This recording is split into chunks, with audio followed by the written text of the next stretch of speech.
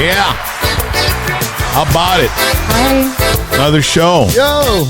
Yeah. And I was thinking, man, we've been consistently doing the show since March 2025 on March a weekly 2025? I mean 2020. In March 2025 it was 5 years. Yes, it was. Isn't it crazy how fast Yeah. time flies? Time right? flies. Wow. It really Time does. flies. Right, Hilda? I mean, it seems like we just started this thing and just on a weekly basis, and we were doing 5 shows a week, right? man? Yeah, I don't know how we were doing During that. COVID, Wow. because nobody was able to Yeah. go anywhere. Yeah. This was our entertainment. Yeah, you guys entertained a lot of. Well, I mean, you're still doing it, but back in the COVID days, I mean, you were it. It's you or nothing. So that's good. And you know what? And you said it seems like yesterday. Well, it seems like yesterday that we did that song with Steve Jordan. We did that song way back at the old Hacienda building. Yeah, that's why I played it, because I actually wanted to ask you. First of all, I saw the Delta Boys do the song, and they did it over there at the Forever Jimmy G Fest. I was the MC this past Saturday over there in good. in Los Very cool. Fresnos at the rodeo arena. Yeah. And they did this song, and I was like, "Oh, cool, man! Not many people redo these really fringy songs from, Esteban Jordan." Steven's he's not an easy guy to duplicate. Yeah, and they did a fantastic job and gave it a bit of their own flavor. But when I saw that you're coming in, I was like, I need to ask him, how was this guy in the studio? When was he hard to work with, or was he easy? I mean, what did you engineer any of his stuff? A lot of his stuff. Yeah. Because this guy, when I knew him, he was very, very picky, man. I mean, he hears a lot of stuff that we don't hear, right? Yeah.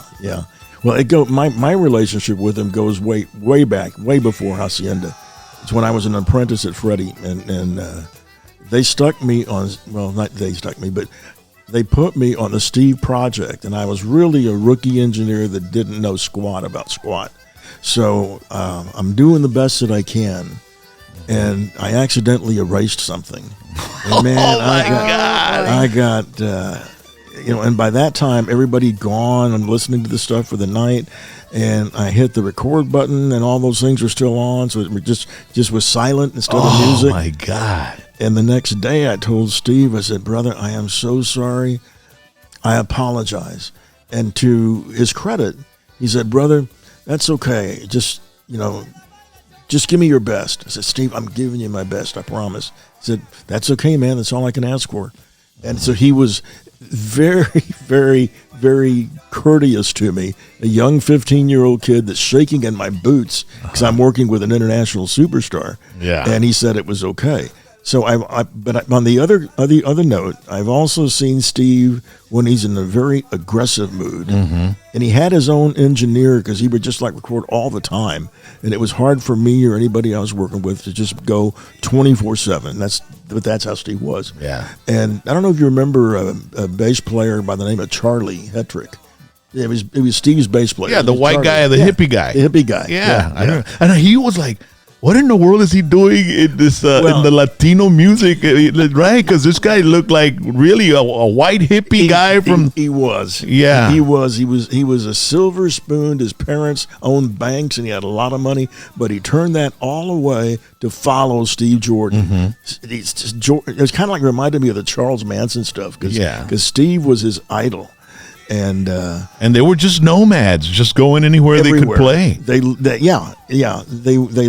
at the old studio on the second floor for about 2 years, and they would just say, "Just give us access, man. All we want to do is record." Okay, so Charlie, now he had a little, he had some good education to him, and I remember he had a diploma graduating some engineering school, and he asked if he could put it up on the wall. We said, sure. So he puts it up on the wall, and Steve's recording, and then Steve said, "Hey, man, give me a little bit more reverb on that."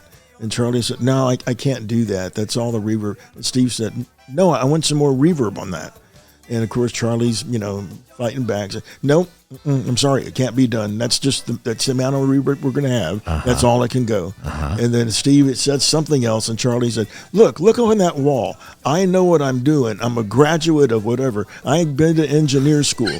So Steve walks over to the wall and grabs that plaque or whatever it was. The framed certificate. Yes. Goes over to Charlie's head and just, boom, hits him over the head real hard with it.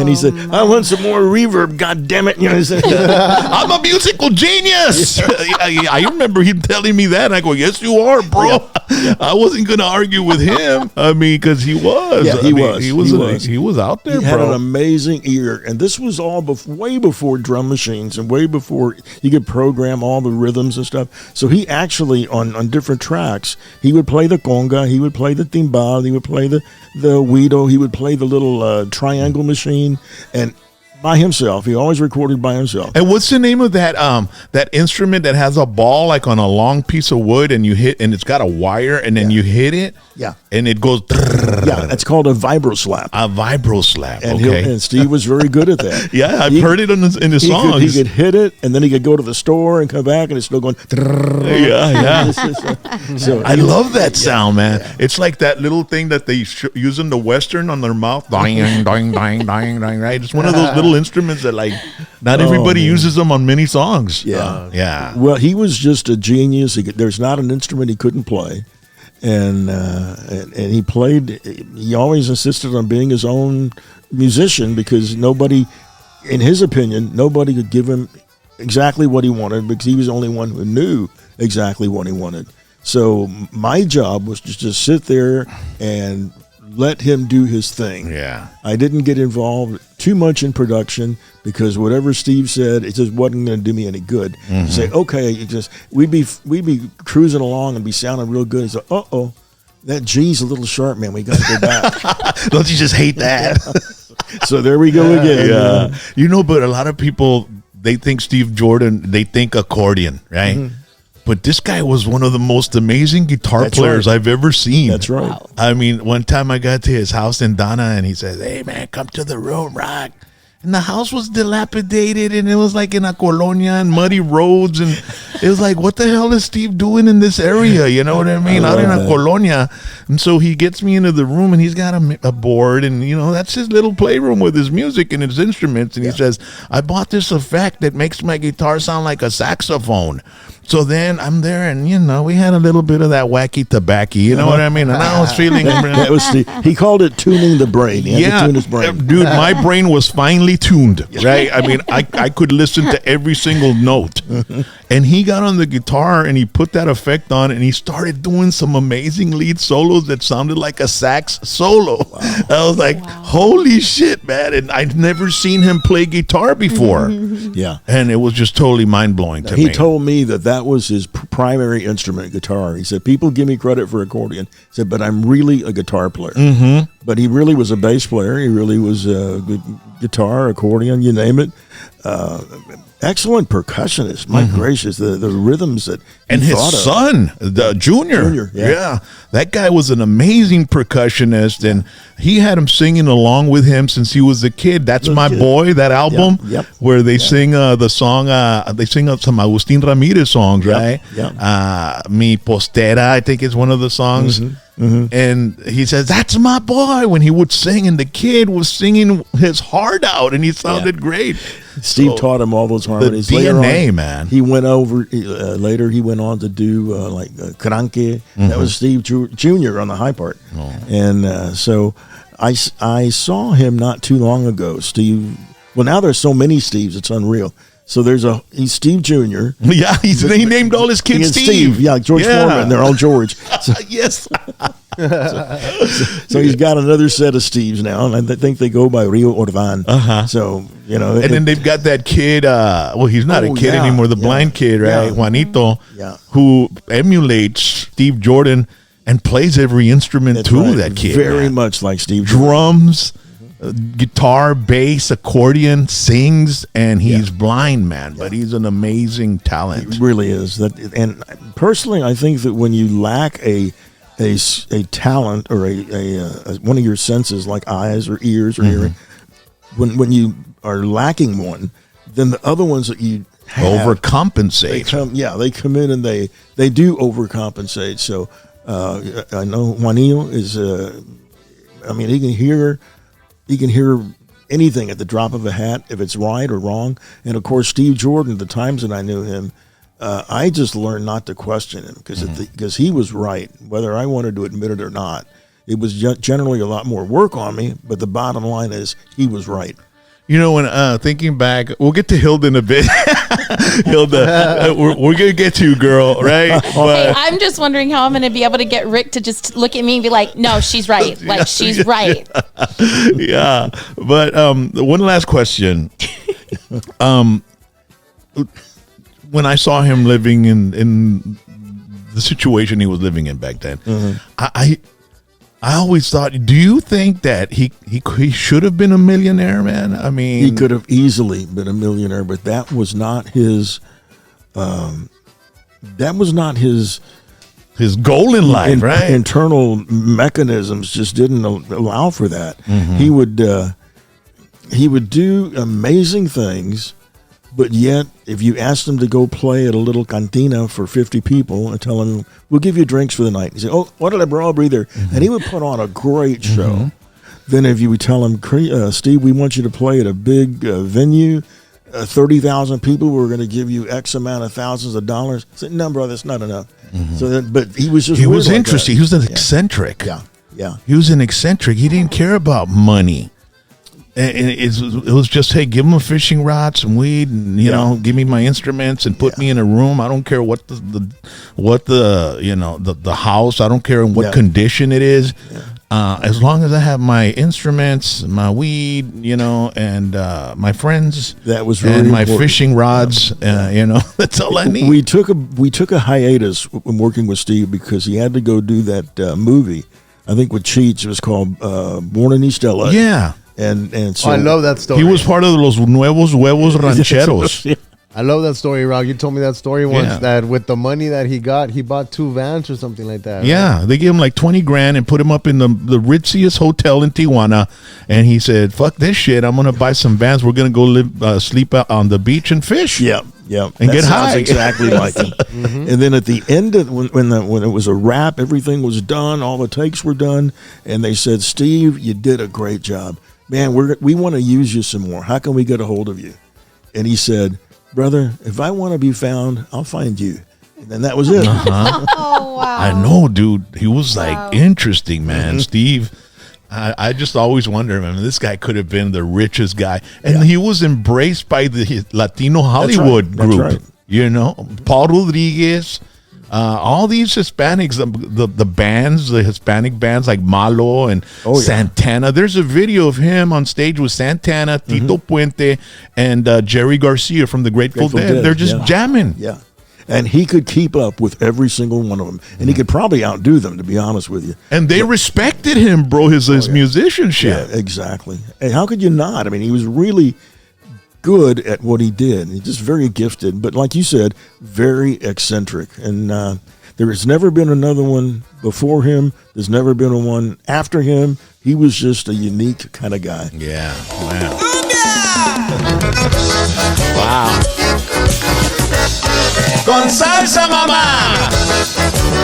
Steve Jordan, nice walk down memory lane with Rick Garcia, former engineer for Hacienda Records.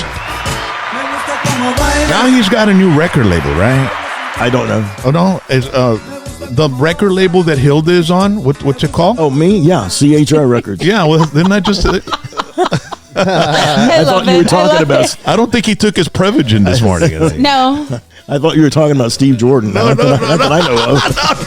I was talking about CHR. CHR. Isn't CHR something about radio too? The contemporary hit radio or something like that? That's not a bad idea. That's actually. Well, I think I remember hearing CHR during my radio career. It's CHR radio, contemporary hit radio. I think it's sort of. It could have been. I don't remember that far. Why is it CHR? Rick is the R or what? Yeah. It started out with 3 founders. When I started the company, I was still officially employed as executive vice president of Hacienda. Okay. So I remember telling the corporate attorney that I was going to start my own label, and he said, well, Rick, do what you got to do. So my original idea was to just start the label for a man by the name of Charles Hearn, who's a dynamite musician. He was the C. And then Hilda, it was going to be for building her in her jazz career. There you go. That's the H, that baby. Was the H, yeah. And I was just going to kind of oversee the whole shebang and not really be a part of it. So I'm the R. So that's CHR. Now, when COVID hit, Charles got a call to go up to San Antonio. He was a registered nurse. I needed him real bad over there. So he went over there to save lives. I assumed the position of CHR president. So it's been CHR, but really just Hilda and I guess since 2021, okay. Whenever that is, yeah. Yeah. Yeah, bro, I always also wanted to, we'll get to you in a bit, Hilda. I'm chilling. I'm here enjoying my beverage and, the stories. She's got a Red Bull. Do you ever hear these stories? Have you heard these stories before? All the time. All the time? All the time. Yeah, my wife has to hear a lot of my reruns as well, right, babe? All the time. Yeah, that's what our women are for. I wake her up at night and just tell her a story. Yeah. Sometimes I don't think my wife believes some of the stories. You know? I remember you from way back, and you got your share of tall. You experienced some. You're more than your share of the industry. Yeah. I was gonna ask you because your record label Hacienda had a big impact in our culture, in our music, in our industry, and your brother was running it, right? Roland. Yeah. What kind of individual was Roland? I never got to. I sat with him in an office once, and we talked about what we were recording there, which was heavy metal. Yeah. And I remember him putting his hands like this and going, "What we need is a hit song." I'm like, "Hell yeah, that's what we need." But this is heavy metal, dude. It's like freaking Maiden and Rush. I don't know if there's hits in that genre. He thought in terms like that, and to be honest with you, I had been an apprentice with Freddie Records. Then I went to work for Tony De La Rosa, and we recorded at with Tony. A little bitty mobile studio that was like a converted mobile home, converted into a studio. And one time I asked my brother Roland, he was a realtor, a very successful realtor in Corpus Christi. And he came over. I was at the house. I was watching Star Trek, my parents' living room, and why am I not surprised that he was watching Star Trek? Right. And he still does. Yeah, he still does. And I told my mother, I'm looking for a little small place. We were on the road a lot. Studios were not a dime a dozen back then. So we would go drive to Joey Records, drive to Falcon, drive to one in way up kind of East Texas. And so I asked my brother, I said, "Hey, do you have any small, either small..." Since he was a realtor, you needed a space. A small space, yeah. Yeah, either space for a studio. Or a little house, anything I can convert. And something he was always inquisitive. So he said, "Well, tell me about this. What are you using it for? What are you going to use it for?" I said, "Well, as you know, I'm a recording engineer and I'm producing, and it's getting bigger. We're traveling more, but I'd like to have a place locally where I can be stationed out of and work there." And they come to you. Yeah. And he said, "Well, tell me more about this." So we had a couple of meetings, and he finally just said, "Well, why don't we just do it ourselves?" So, I'm like 19 at that time, and and then you had Freddie Records down to Chaparral. to show you Yeah. the potential of what you're starting. I learned because he was so successful with what he was doing. Yeah. So why not have another kid in town doing it? You know what I mean, right? Well, they were, and I learned a lot from Freddie. And when I told him my plans and what I was going to do, he said, "Well, I wish you all the best. Good luck to you. If you ever need to come back," he said, you'll always have a place here. Freddie was just a stand-up guy. Classy. Yeah, very classy. So anyway, then Roland found an old building. It was called the Oriental Laundry, and it had been vacant for like 7 years. The building had been built in 1946, and we got it around 78. And it had been vacant, and there were dead cats, and there was rats, and there was, you name it, there was winos and whatever. So it took a year to gut it out and to get it ready for a studio. And we decided, well, whatever the outside looks like is what the outside looks like. But we're going to concentrate on the inside and make it into a masterpiece work of art. And we were the first 24-track studio in South Texas. I think you had to go to San Antonio to find another 24-track studio. And Steve Jordan was our very first artist, because I had worked with Steve at Freddie.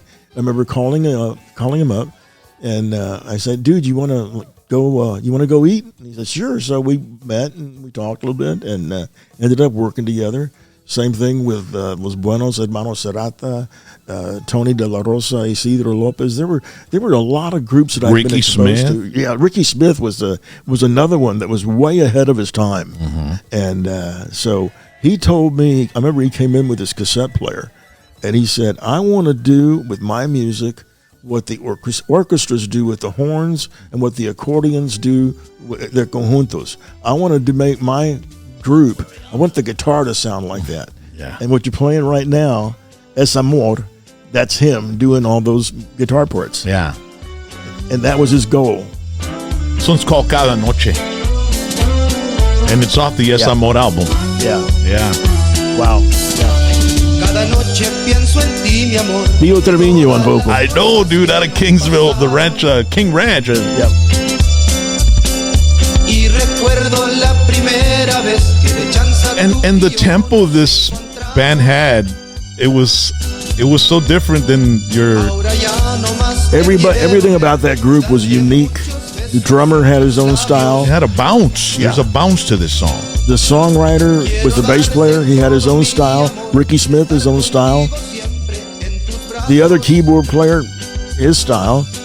And then Pio was just interesting story. I'm going to talk forever. Hilda, I don't mean to talk over you. Please forgive me. What was our conversation in the car on the way over here?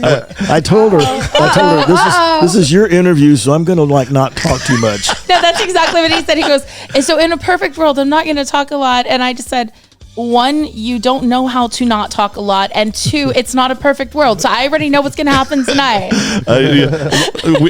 My wife knows me so well like that. I was going to say that's us. We need to just do a all-day podcast and just go over the whole history. Or a weekly episode or something. Episodic, you bet. We could. Me and Rick could probably have a whole series of little sit-downs and speak about different artists. But I would love to do that. But don't worry, Hilda, because as the show progresses throughout the night, the crowd grows, right, babe? Yes. It gets bigger and bigger. As by the time we go down the timeline, right? I'll fit in there somewhere. As the video's going up, we're going from 50 to 100, and by the time we get to you, we're going to have the top audience. Okay? So by 4 a.m., you're going to be golden. So this guy's the opening act, all right? I'm simple. As long as I get cake by the end of the night, I'm happy. It's her birthday, babe. Happy birthday! Oh, thank you. Yeah. And we could not think of a better place than Rock and Roll James. For real, dude. Yeah, I'm honored to have you here on your birthday. Thank you. Whenever he gave me the options, he was like, here's some date choices. I know you're probably not going to want this one because it's on your birthday. And I said, no, I want it because it's on my birthday. Let's do it. Yeah. What better way? Yeah. That's great. And it's your wife's birthday too, right? Isn't it, Jax? Yeah, it's her birthday too. Happy birthday, baby. Yeah. Oh, wow. Her birthday. And my dog. Aw, Wow. happy birthday. Happy birthday. Yeah, it's a lot of Awesome, birthdays man. today. And JR's wife. Yeah. John Martinez's wife. Happy birthday to Jessica. her. Yeah, happy birthday to all the birthday people. Oh, we were talking about the Roland, and so you guys got the studio together. Got it going, and luckily for me, my brother did not like music at all, but he loved real estate, and he loved business, and I'm 19 years old. I don't know shit from Shinola about business, but I learned a lot at Freddie, and I was a pretty good engineer, and I'd already made some singles with my garage band. So stepping into the role of engineer producer was just so easy, and he didn't know nothing, so he left me alone. So we got a chance to be the first ones to record Gary Hobbs, David Lee Garza, yeah, the Hometown Boys, La Movida, and Steve Jordan. Yeah, well, Steve had been around, but he came over. But when La Movida came in, Ricky Smith said that he wanted to sing. He said, "I want to play guitar and I want to sing." So as he was doing it, it just wasn't happening, man. It wasn't clicking. Yeah, and I said, Rick, I'm sorry, brother. You're an excellent guitar player. The songs are great, but it's lacking in vocal. And he said, give me some more tries. So we tried about another half hour, and he nodded his head. You know what? You're right. And I knew of Pio Trevino from when I worked with Tony. Pio was with a group called Sangre Chicana, and they weren't doing anything. So I said, let me call a friend of mine that's an excellent vocalist. So I called him, and I think Pio came down that night, and he learned both songs, Es Amor and another song. It wasn't Cada Noche, but it was another song. And he learned them both in that one night and sang them, and it was just a perfect marriage made in heaven. That golden voice of Pio and the golden music of La Movida, and it went magnificently. Yeah, it sure did. They had a good run. Yeah. Until Pio decided to go on his own. Well, and start magic, and the rest is history. Yeah. And I'm sorry, I'm taking up way too much How time. long did Pio last with Ricky? Like 4 or 5 years? 3 albums worth. 3 albums, and it was what, 1 album a year, or 3 albums in 2 years? Because I know the Tex-Mex, medium or genre, they would release records all year. It's not like the English pop market where you release one record and tour for 2 and then release another one. Yeah, I don't remember exactly what it was. It's basically just whenever the artist finished them. And I remember we did 2 albums, and the last one was called Quemado Amor, which was Neil Diamond's Love on the Rocks. And after that, I got a phone call one morning. I'd been in session with somebody else all night long, and Roland said, hey, I need you at the studio. I said, what? Why? He said, because Pio just quit the group. Said, oh, man. So I went over there to try to talk him into it, and they weren't mad at each other per se, but Ricky Smith said, I'm a driver, Pio, you're a driver, so we're just not going to mesh. Their driver is like a way of saying alphas. They were both alphas. They're both alphas. There you go. And that's what happens in bands. Yeah. So and because Ricky wanted to sing too. So, when they all what I always said, the Eagles, we're lucky they lasted as long as they did because they all sang great. And how many alphas do you think were in that band? You got that right. Because singers they're naturally alphas. And the Eagles, they said that if they ever sing together again, it will be when hell freezes over. So they had their tour after like 20 years. They called it Hell Freezes Over Tour. Yeah. So if men are alpha, if male singers are alpha, what is a female singer? Is she a diva or what is it? What is it, Hilda? In my band, I call it the HBIC. So. she's the head bitch in charge. Ladies and gentlemen, we're going to get to the head bitch in charge in just a bit. We want to thank Dr. T's Primary Care for men and women. You feel sluggish, tired, gain weight. You're looking for a primary care clinic to help improve your quality of life. You give them a call, 956-441-2188. Talk about your testosterone. They've also got hormone replacement therapy. That's testosterone. They've got weight loss therapy, IV vitamin infusion, and peptide therapy, all designed to help you feel great and healthier again. DrT'sPrimaryCare.com. All of us are going there, right, baby? Yes, we're all going. I do want to send a special shout out to all the nurses there. Every time I go, they are super duper amazing. The friendliest staff ever. I honestly, they are super duper awesome, and thank you all so much for seeing me. And we always carry a conversation. They're always, the friendly faces that you want to see throughout your day. Yeah. Cool. Is there a poster there that I put? Yes. Yeah, yes, put it right on. Here. This is a semaglutide terzepatide, right? Terzepatide. Mm-hmm. It's a management of type 2 diabetes, appetite, weight control, improved blood sugar.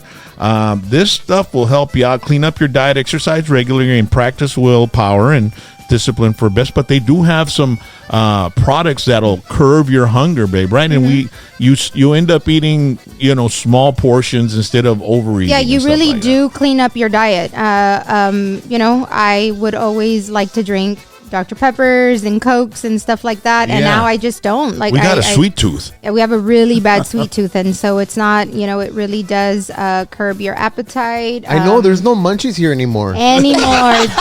Sorry. Yeah. So we're gonna bring my own from home.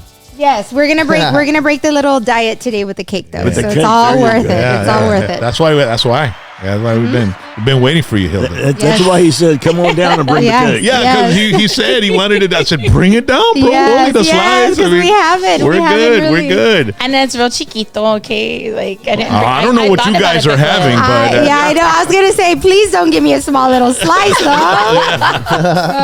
Also want to thank Ron Hoover from Odessa, man. They've got an amazing September coming up. Check it out.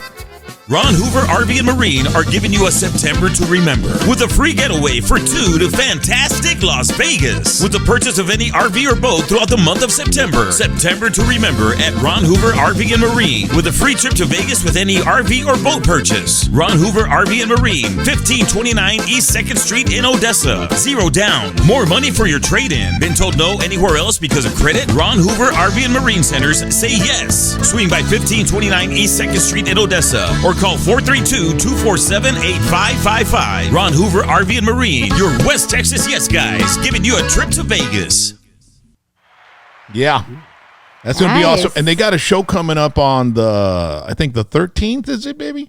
It's Hechos en Mexico, Viva la Independencia. It's happening at the Margarita Festival grounds. 13th of September. The 13th of September. So make sure to go out there and check it out. It's this weekend, right? Is that the 13th this weekend? Yeah, because, all right. Yes, so, hey, go hang out with Chente Barrera and all the rest of the band as well.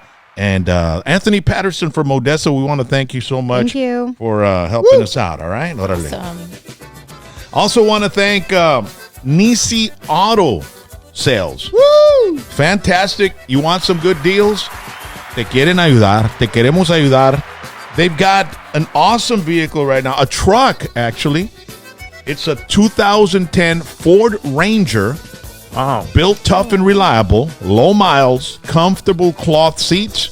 Easy financing. NisiAutogroup.com. You need a little truck to get some things done? They'll do it, and it saves gas. So make sure and go out there. And they've got a Hyundai Sonata as well. Premium leather seats, Bluetooth sound system, gas efficient, drive more, spend less. Flexible financing available. Para más información de nuestro inventario, márquenos o visítenos 956-500-2040, Rio Grande and Mission, Texas. En Nisi Auto Sales te queremos ayudar. Muchas gracias a todos los de Nisi Auto Sales, Eddie y toda la familia. También queremos darle las gracias a Rodee's Country Fried Chicken. You go by Eagle Pass. Hilda, if you ever perform in Eagle Pass, you got to stop by, say hi to our good friends there at Rodee's Country Fried Chicken. Rodee's Playland. They make some delicious fried chicken, the best in Texas. They do fried gizzards as well. Their cooks are the best in the industry. Y pues llegas ahí, te ventas una cajita de pollo con un biscuit, un bun y te irá. Now you're making me hungry. Ese es el dinner pack ahí, unas papitas. that's my favorite. No, hombre, qué barro. El gravy en el lado, miras el gravy que está ahí adentro. Y también that bun, that has, man, those are some of the best little biscuits, right? Yeah, That the looks so special good. sauce. Yeah. The special sauce for the gizzards is my favorite. Un saludito para Rodee's. Hi, Rick. Also want to thank Richard Molina for Mayor of Edinburgh. Now, he's got some events coming up, ladies and gentlemen. He'll be running for mayor in Edinburgh, and the early voting is starting up in October. We'll give you more details on that. And then Election Day is in November. This is a big mayoral race in Edinburgh, Texas. And he's got some events coming up this weekend. He's got the Canelo Crawford fight. Wow. September 13th at Fidencios Bar and Grill, 4830 South Jackson in Edinburgh, Texas. Make sure to go out there. If you need to get a hold of him, 956-605-6107. And then later on, he's going to have a benefit for his campaign, a fundraiser, September 18th. It's on a Thursday night. I'll be out there. You can go by, say hi, and, we'll be hanging out with everybody at Gringo. It's 2236 West Trenton Road. Is it Gringo Loco? Is it Gringo Loco? Yes. It's a Gringo Loco. That's probably named after the bass player that Steve Jordan had back then. That's right. That was an engineer that got his diploma smashed over his head by Steve. Right? The stories keep coming to me, but I better hold up. If Steve would have done that to me, I'd be like, awesome, bro. Right? Can you do that again? Yeah, dude. Steve just busted my diploma on me, dude. Right? And you're just gonna leave it like that because you can't just fix it. It's like when the carro de Selena. Remember the one that they busted the bumper. Yeah, They left it like that. Yeah. You have to. Yeah. Ladies and gentlemen, so Mayor Molina, or we can't call him mayor yet, he's former Mayor Molina, who's running for mayor of Edinburgh. He's really putting in the work in the gym. Este vato está working out, Jax, ¿sí? A ver. Este vato le está pegando duro. Vato, Dang. parece que va a jugar con los Cálmate. Dallas Cowboys o algo el vato, pero no, you gotta have that energy, man, in order to be able to Míralo. lead a city that's growing as fast as Edinburgh, Texas. So That's awesome. the Molina team, man. Un fuerte aplauso para Rick, para That's awesome. Richard Molina. Oye, está bien fuerte, ¿no? I Yeah, saw him yeah. squatting like 500 pounds. Cálmate. No, me duele la espalda nomás viéndolo. So, ladies and gentlemen, we have Hilda Lamas here with us.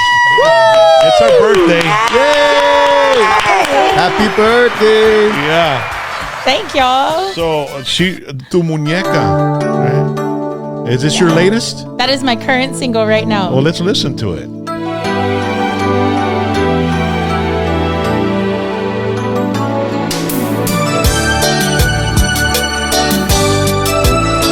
Yeah.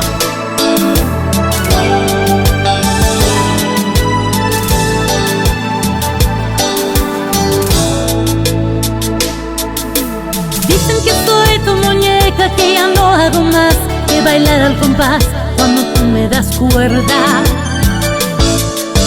Dicen que como caí de semejante manera, dando mi vida por ti, cualquiera. Dicen que soy tu muñeca, la esclava de honor, que te sirve el amor cuando tú lo deseas. Así, dándome vueltas y vueltas, solo para presumir y que vean tu muñeca, eso es, la que tienes arrastrándose tus pies, tu muñeca, sí señor, tu juguete cuando juegas al amor, tu muñeca, nada más, la que usas y que tiras y ya está. Did you dedicate this to Rick? Okay. No, that's for my other boyfriend. He couldn't make it tonight. you know, I was blown away when we went to the Hall of Fame celebration. Oh, yeah, we were there. Yeah, and Hilda sang the national anthem. You sang the national anthem there, right? Yeah, it was the Tejano Roots. Yeah, it's at Tejano Roots Hall of Fame. Yeah. And I was getting inducted that year. Yeah. And she went up and she sang the national anthem. I was like, wow. And there's that part of the national anthem, like, okay, here we go. Let's see if she's going to be able to hit that because she started high. And oh, shit, dude. She hit the damn did. note, bro, out of the park, man. Oh, thank you. And that wasn't even the highest I've ever done that song. I got a story about that one. What happened or what? I was honored enough to sing at I think it was My Tejano Music Awards. It was Okay. around the area. This was a few years ago. And I remember Shelly Laras was the master of ceremonies that year. And I had never met Shelly before. And I was so nervous. And I kept singing the tono right there in my head, my starting pitch. Like, I got this. No, I'm going out to the stage and Shelly's like, oh, good luck, whatever, she's all friendly and everything. And in my mind, I'm thinking the whole damn time, like, Shelly just talked to me. Like, Yeah. So I get up there, I totally forget my tono and I sing it like out of the sky high. And I'm thinking to myself, oh God, I'm going to mess this up. And there's all these other singers in the room and they're all professionals. Oh my God, they're going to think I'm just so horrible. And you know right away when you start too high and then you think about that note at the end, right? Yes. And I'm like, I can't play with it. But then, once you have that arrangement in your head and you already know how you do it, you're just like, all right, I guess I just got to go for it. Let's just go for it. I'm already here. Can't do anything, right? And I hit it amazingly. I hit it. I don't know how in the world that happened. I think that was just God having my back that night because it was so high, y'all. And you brought out your inner Celine Dion. Eh? I was thinking more Mariah Carey that night. But yeah. We were talking about that earlier, me and Rock, how when you go on stage and you see all these people in front of you, something just clicks in your brain where you're just like unstoppable.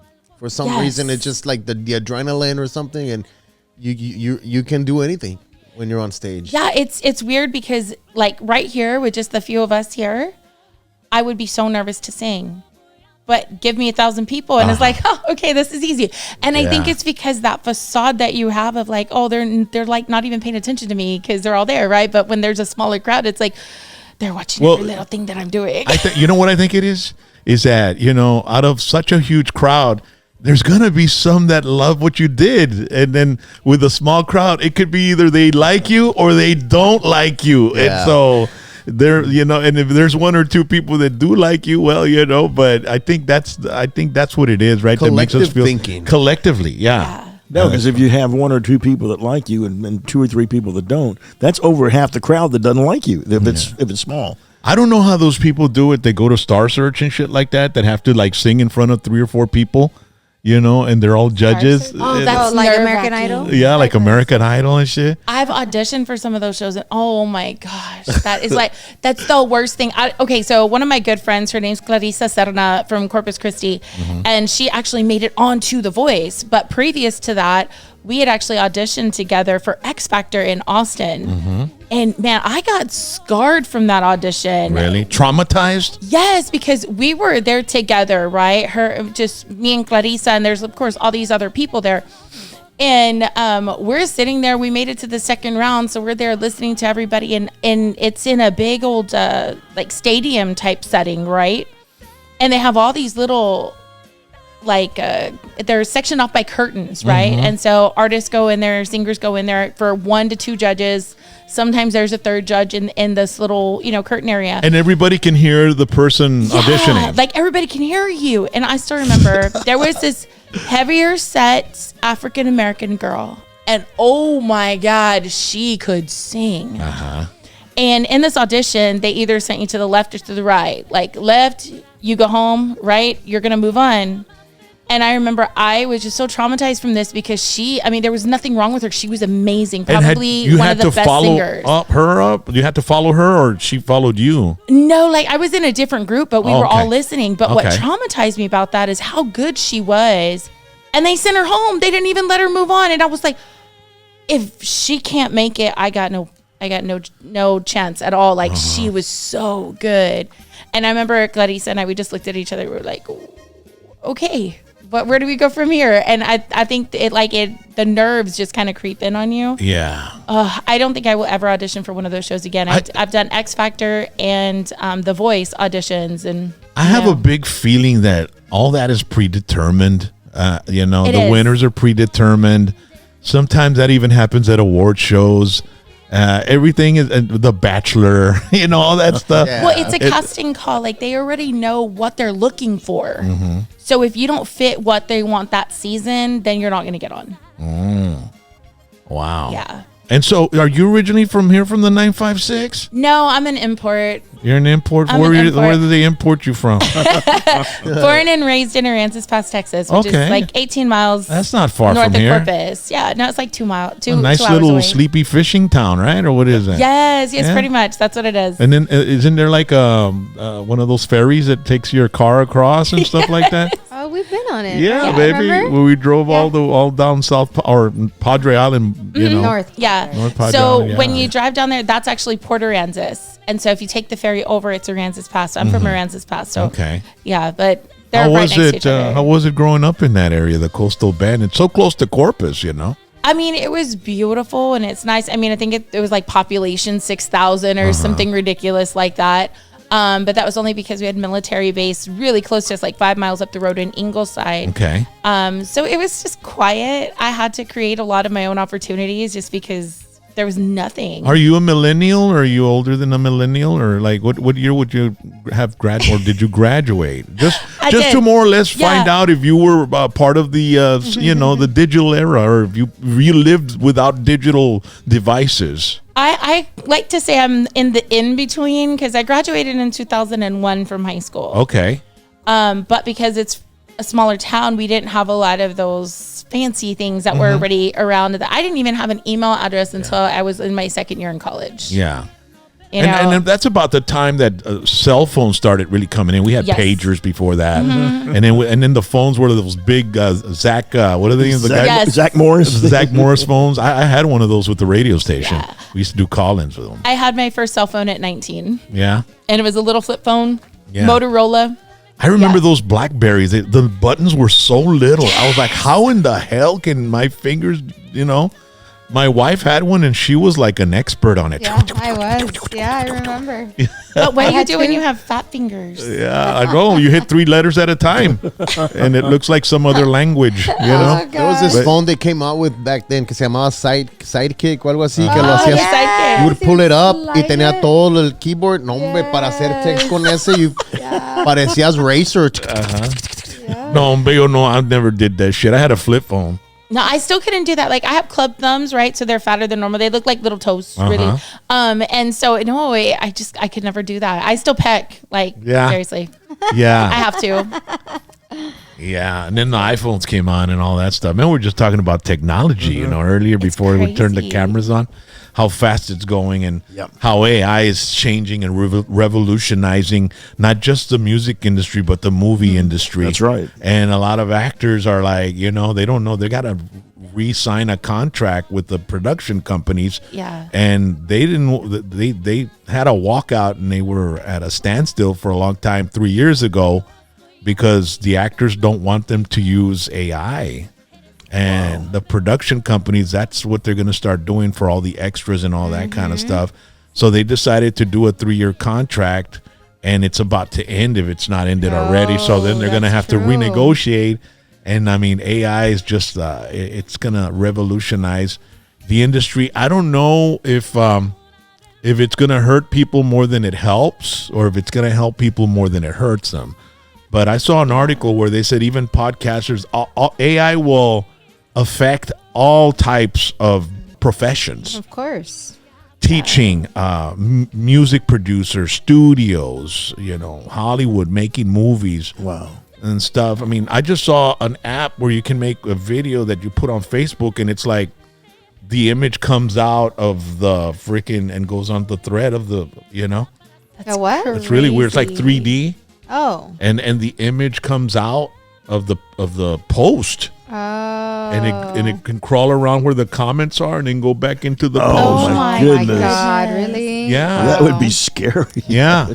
Wow. And then I showed Jax an app where That's crazy. you could put your face in there, and then you give it what you want it to do, like surfing on a wave, and it'll make the human with your face surfing on the wave, Yeah. So it's getting crazy. It's becoming as easy as just putting an app in your and then I have pictures, like old pictures. My uncle, a Vietnam pic, and he's standing there without a shirt and a little naval hat, and I made him wave at my family, and I send it to my I've family. seen those, but I've never learned how to do it, but I've seen those. And he's That's in front fantastic. of like motorcycles, Yeah. and there's like there's covers on the motorcycles and like lonas. And when I had the app do the movement of the picture, the lonas were moving like with wind behind him. It was very creepy. And then I have one of my grandparents when they were young standing next to a wedding couple. I guess they were like padrinos. Yeah. And I made my grandpa kiss my grandma on the cheek. And I send it to my, we have a chat with all my aunts, my dad's brothers and sisters. And they were all like, what the hell? What's going on? But it's pretty crazy. I honestly think we will one day be able to sit with our deceased relatives and hang out and talk with them. Oh. Wow. Crazy. Right? Yeah. I think we're going to have to start getting those stickers like you see at the grocery store for the produce. Organic. Oh my God. So this Or one, AI generated. yeah. So this one's called No Voy a Ser Tu Tonta. Now this one is for Rick, right? This is for every man out there. Oh my God, they all fit him, right? Since the first one, tu muñeca wasn't, I guess this one today. Let's listen to this, un acordionazo. Pero viejo, no aprende truco nuevo. Y aunque digas que conmigo no es igual, te conozco y a toditas los truquitos. Eres tierno, pero solo al comenzar. La verdad, si me gustas, no lo niego. Este es un plecher de un vacilón, pero no voy a correr contigo el riesgo de que digas que soy una del montón. No voy a ser tu tonta, que me ruegues de rodillas. Admito que sí te quería, pero no. You were talking about that you recorded a song, a blues song that's like been streamed so many times, right? It's like my most streamed song right now. Like, it's crazy. Because I released this song, God, like 2021, maybe something like that. Maybe even 2013. I don't know. But it was like, it's kind of been like my sleeper song. It's crazy. What's the name of it? It's called Blues Man in a 3-Piece Suit. It's a great story, and for whatever reason, when we get our reports, digital reports, that song is always Hilda's on number one on Hilda's stream list. Well, it's not regional, right? Blues is like global, right? Yeah, evidently. Yeah. He's there in his office, he's dressed so nice, taking care of business, don't have to think twice. He's a little frustrated, got all that soul inside, dreaming about the weekend, playing guitar with his life. He gets up on the stage, the ladies say he's cute, a blues man in a 3-piece suit. Got a big Are you recording these songs here in the South Texas? Yeah. See? That song's about me. baby drives a cat. Blues man in a 3-piece suit. Yeah. Working at Macy's. Looks surprised when it starts to play. You can see it in their eyes. Do you have a band? Do you have a band you perform with? Or I do. is it I do. playback? Right now, we're kind of like on a little hiatus just because I'm focused right now on my current project, which Tu Muñeca is the first single off of that project. It's an homenaje a mi tía Dulce, la cantante. As everybody knows now, we lost her back on Christmas Day last year, 2024. And so this new project we're working on, it's all going to be Tejano. But I'm taking her songs, some of my favorite songs from her, and we're putting them in estilo Tejano. So Tu Muñeca, it was one of her biggest hits back in, I want to say like 1984, I want to say is when it came out. And so that was the first single. The next one really is for Rick. It's called Lobo. No. But so that's kind of my focus right now. We're trying to get it done and finished and out by December 23rd. Now, will that happen? I don't know, but fingers crossed, anything's possible. But I'm working with an amazing team. Obviously, Rick Garcia, my producer, he has literally produced everything I've ever recorded and released. Shout out to Mr. Jose Rosario. He's working promotions, and I mean, God, that guy's just so amazing. I haven't seen him in years. Right, a long time, right? It's been decades. He looks the same. Yeah, I saw in some pictures. I think he was in some event or something like that.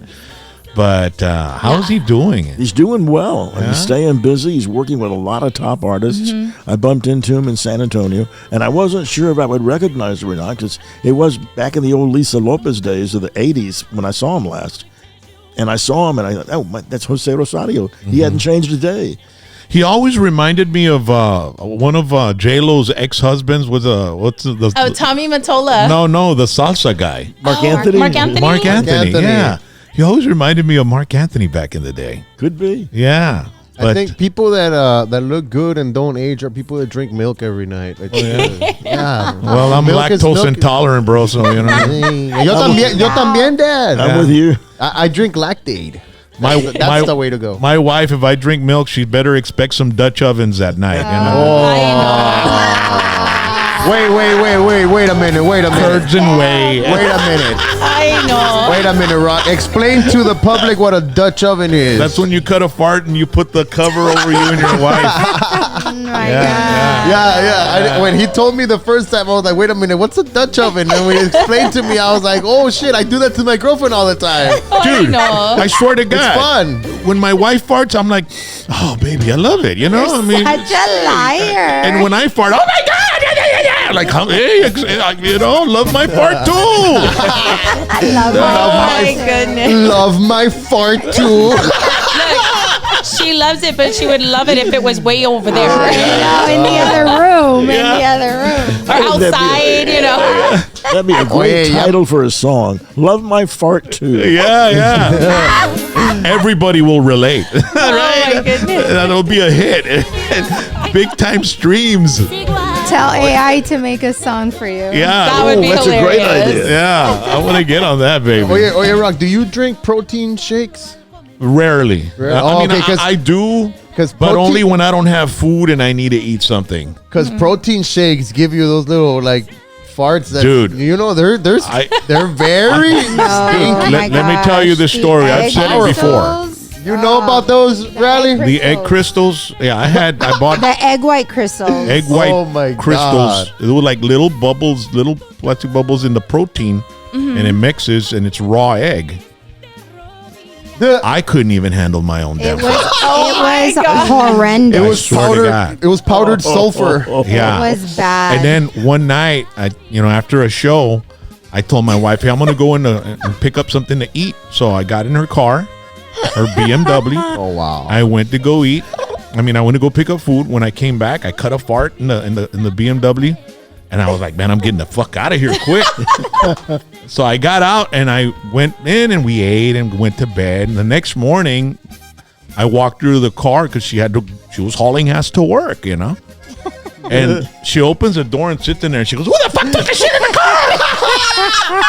It was still in there. It was still in there. Oh, it was terrible. I couldn't even breathe in there. It was bad. It was so bad. It was brewing, right? It was so bad. Dude, it was so bad. it's rich pianas, Egg protein crystals. with egg crystals in Yeah, it. rich piano. Egg white Wow. crystals. Yeah. It was like lethal, dude. And I'm like, now I'm going to get to work smelling like shit. Bro. And we would be driving and a little one would come out, right? And my wife I'd turn around and she'd have her head out the window. Oh wow! Driving like Ace Ventura. Yes. They're like, put your head in. What are they going to think? Yeah, I'm like, they're going to think that you farted in here. Yeah, I was like, please get rid of those things. Please get rid of them. Please get rid of those things. And he did, and then Yeah. he did. Yeah. Now I just my God. whenever I want something from her, I'm saying, I'm going to buy those egg crystals if you don't do it. I know. I threaten. Those little crystals of death. Yeah. Oh man. So then no band right now for bookings or anything like that? Well, I have the band and it's ready to go. We're just we're taking bookings, but I'm not actively pursuing bookings, in other words. So, we pick up our little spot shows here and there just to kind of keep our chops up and, all that good stuff. But really my focus right now has just been in the studio trying to get this project finished. I've been very blessed because I've had the opportunity to work with so many amazing people in the business. In fact, No Voy a Ser Tu Tonta was written by Odessa and Gabriel Candiani. So anybody who's a big Disney fan, Odessa was the voice of Dolores in Disney's Encanto. And so I actually got to collaborate with her and everything like that. But I heard the song, that song was a sleeper song for many years. And when I heard it, Rick was just going through some old demos and stuff he had there.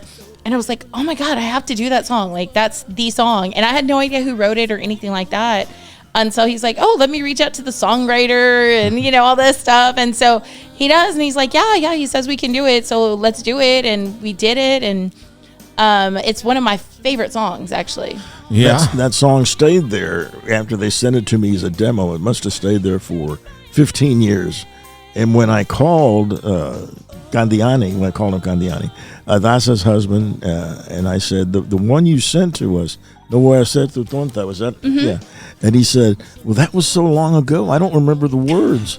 And I said, well, I know I can tell some of the words, but some of the words I can't. Let me send it to you and just fill in as best you can. So he gave it back to him, and he said, it's been 15 years, but yes, do it. Yeah. And good luck with it. Wow. And it worked for him. Man, I hadn't heard the name Candiani since like the Selena days. Yes. Because I remember back when Selena and I'd hang out with her and Avian, and they'd bring that name up of Candiani. He was a big guy in the industry. Yeah. And so he's still around He's still around, and he's still doing a lot of great things. His wife, Odessa, in my opinion, is probably one of the most talented and brilliant women out there. She sang with Snoop Dogg. She has sang with you name it. She does all Pitbull, kinds of music. Pitbull, and then when they did the Disney movie Encanto, they called her, and it was kind of a Spanish-based, and she's Colombian. It was a Colombian-based theme on the movie, and they asked her to be a part of it, but it's going to be a cartoon. They said, we just want your voice. So she did, and Hilda and I were there in Nashville with them when the movie, I guess maybe a day or so. It was the debut. Yeah, we went.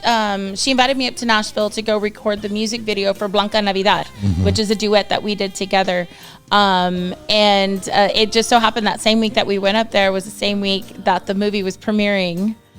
So it was really cool. I'm like, man, I'm here with my friend, and her movie's like right there. And I remember sitting in the movie theater, and I was just like in tears because I'm like, oh my God, like, I know her, like she's my friend, and she's like the coolest person in the world. And it's crazy because the story about that is it's amazing. She had done a lot of stuff with Candiani early on, and she had lent her vocals on a lot of projects that she never got credit for. And I was about 15 years old, and my dad had a friend who his daughter was a singer. And so they brought all of these CDs that she had over. Hey, y'all need to check it out, whatever. And I didn't know anything about Tejano other than Selena. We were very, very, I guess you could say whitewashed. I was raised on contemporary Christian and Motown. So I really didn't know Tejano. And so I remember listening to these albums, and there was one particular song on there, and it was in English. And I was like, wow, this is so cool. It was R&B, and it was amazing. But I could tell that there was another girl that was singing the vocals. It wasn't that artist. You know, you can tell.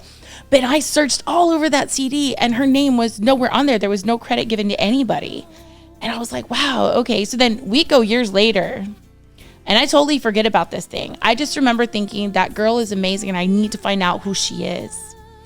Years later, I'm driving in the car with Rick. I never even told him anything about this other artist that I knew. Well, he's got a thumb drive in the car, or maybe it was a CD, but it was everything he had ever recorded. It was just all of his stuff, and he was showing the stuff to me. And I was like, okay, great. Well, this song comes on. And I was like, wait a minute, who is this? Like, I had no idea he had anything to do with this. And so he tells me who the artist is, and I said, no. I know who the artist is. Who's that girl singing? The backup vocalist, who is that? And he goes, oh, that's Odessa. And he starts telling me all about her and stuff. And I was like, you know what? Man, I would kill to one day sing backups for her. Like, she is amazing. And it took, 20 years? 20 years. And because I wanted to record one of their songs, that's how she kind of came back into our lives. Like, I had no idea he was still friends with her husband and everything like that. And they just started kind of just collaborating, Candiani and Rick. And then all of a sudden, I remember coming home one day, and he's on the phone with not just Candiani, but with Odessa. And I remember my first conversation with her where I said, hi. Like, that was literally all I could say. I was like, hi. And I've got tears, because it was just that full circle moment. And, as time went on, we started to get to know each other more on the phone. And we were working on a country project for her at the time that we had to put on hold. And she was like, I can't tell you why, but I have to put everything on hold right now. She's like, I'll explain later. And months later, that's what she lets us know. Hey, so there's this movie coming out, and the trailer drops tonight. And so I wanted to tell you that this is why I had to put it on hold, because I'm in this movie, and Disney was like, hey, you got to put everything else on hold. So that's what we wound up doing. And through that, we just created this amazing friendship.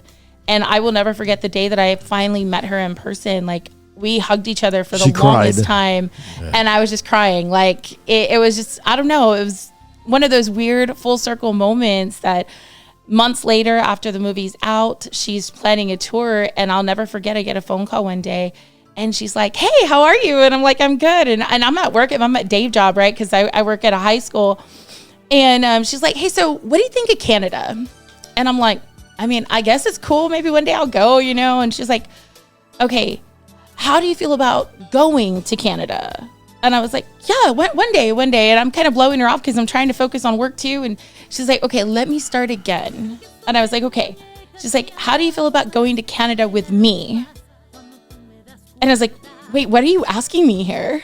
And she's like, well, my tour kicks off in about a month and the first stop is Canada. And I want you to come on board if you're okay with it and just be one of my choristas. And I was like, are you serious? Like, you're serious. She's like, yeah, I'm serious. And she's like, the only thing is, because it was right in COVID time, she's like, the only thing is you have to go get vaccinated, but I can't tell you to go do that. You have to want to do that. And I had been holding off. And I was like, no, I'm going to go today. And I literally, I remember I called Rick so fast. I was like, I'm going to go on tour with Odessa and I need to get vaccinated and this and this and this. And I was like, and I need my passport because I don't have my passport. I was like so ecstatic. And so I got to tour with her the entire summer. We went to Canada. We went to like all over the United States. That's awesome. It was the most amazing experience. Yeah. What an adventure. And she would call me and say, we're in Chicago. Or we're in Miami. You know, just different places. It was a pretty long tour. Wow. And she was background vocalist for Odessa throughout the whole tour. Wow. That's the good beauty of the music industry. You make friends and network and all kinds of opportunities arise and some fall apart. Some, become a reality. Yeah. But it's never a dull moment, never. The music industry, bro. Like dreams come true because I'm like, man, it took me 20 years, but I got to be her backup singer. And that's like, one of those things is things on your goal list that's what you want to do. And it was crazy because one of the musicians on tour with us, there was one date she couldn't make. And we were like, okay, and so we had all become friends by this point. And she was a keyboard player and accordion player. And I asked her, I was like, well, where are you at? Like, why aren't you here with us? Right. And she goes, oh, well, I'm on tour right now with another artist that I committed to a while back. And I was like, oh, okay. I was like, who is it? She was like, oh, look. And so she starts showing me on live. And I'll never forget this. I started bawling my eyes out yet again. I'm a big crier, guys. But it was my tia Dulce. She was performing in Los Angeles. And this keyboard player, accordion player, was backing my tia up. Wow. And so literally I'm there like saying, oh my God, hi. Like, you never know like all the connections. And it was just crazy. Wow. Ladies and gentlemen, Hilda Lamas here with us. Thank you for coming by, Hilda. Thank you for having me. And Rick, it's always a pleasure to have you. Likewise, the pleasure's mine, brother. Yeah. Ladies and gentlemen, make sure to stream her music and follow her on social media. She goes live on TikTok. A lot. Yeah. And so check her out on TikTok. I think that'd be the best, the best platform to follow her on since you're more active on that. If you ever want to find me, just turn on my TikTok. I'm probably live somewhere. Yeah. So make sure to do that, ladies and gentlemen. And we want to invite everybody because we've got some events coming up on October 3rd. Whiskey D, my band, will be at a very small little bar called the Blue Bar in Mercedes. Along with Jax and his band, the Spinoffs. Wow. Now, this little bar, it probably has a capacity of 50 wall to wall. Well, I'll tell you what. It may be a little place, but it gets nice and steamy in there. Yeah. I'll tell you. No, it's a nice place. It's got one side, but then they opened it to like the other side, so it's like you can get like a good 200 people in there. Okay, well, that's what we're gonna do. What day is this? Really nice and cramped up. It's on a Friday, October 3rd, and we gotta go. So how do I get VIP tickets? It's my hometown. Like I want backstage passes y todo. Well, if you can't make it to that because you might not be able to get in, the following night, October 4th, we're playing at the Edinburgh Amphitheater. So, that's going to be an amazing show. It's with the firefighters from Edinburgh, and we're opening up for a band from Laredo called Rock of Ages. Oh, wow. Oh, wow. Awesome. So that'll be another event you can go to. It'll be free. Whiskey D, Saturday, October 4th, 2025, Edinburgh Amphitheater. The night before, we'll be at the bar, at the Blue Bar. That Blue Bar is generational for me because my grandfather went through that bar. My dad went through that bar. Wow. And I went through that bar.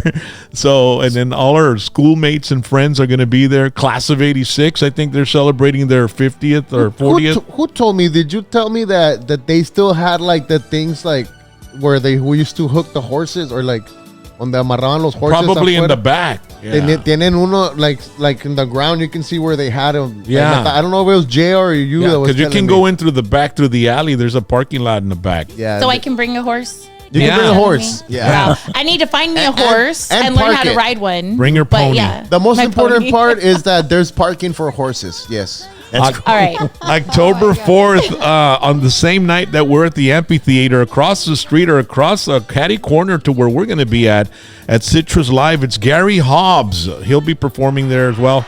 A beautiful theater, and I always, ever since they remodeled it, I always said, man, they can do some really nice Tejano, events here. Now, is that the theater where they ran a couple of wrestling events? I don't think they've done wrestling there yet, or they might have done one wrestling event. Yeah.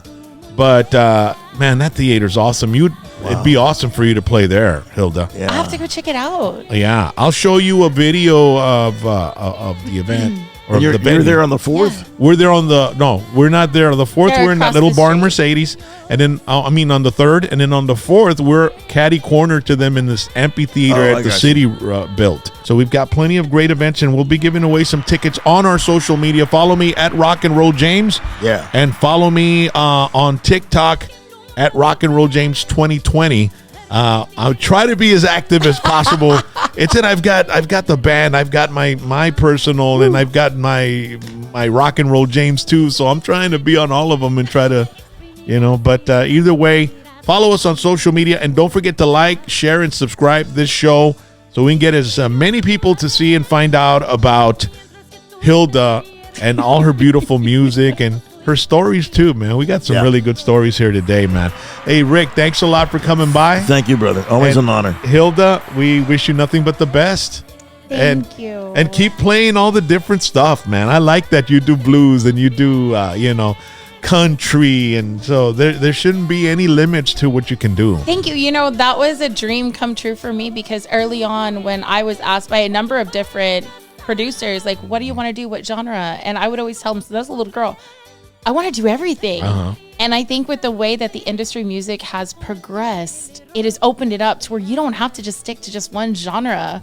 And, so I feel so blessed to be able to do that. Yeah, it's like Karim Leon and all those guys. I mean, they do country. They collaborate with all kinds of different artists, and that's what I want to do too. Everybody likes to, but some people are just, they mainstream themselves or streamline themselves. Let's go. Let's do some blues together. That would be Let's do so it. fun. I actually want to re-record a song from the Fabulous Thunderbirds and invite Stevie Ray Vaughan's nephew, Tyrone Vaughn. I don't know if you've ever met him. I've never met him. He lives in Edinburgh. Wow. And he's Jimmy Vaughn's son. Man. That would be amazing. And That would be heavy duty. Tough Enough is the song that I love, and I was like, I talked to him, but it'd be cool if we do something like that and you go in and do join us it. as well, right? I'm so down for that. Ladies and gentlemen, y'all have a great one, man. We got to get going. Bye. Make sure to like, subscribe, share, and support. Asústame one time.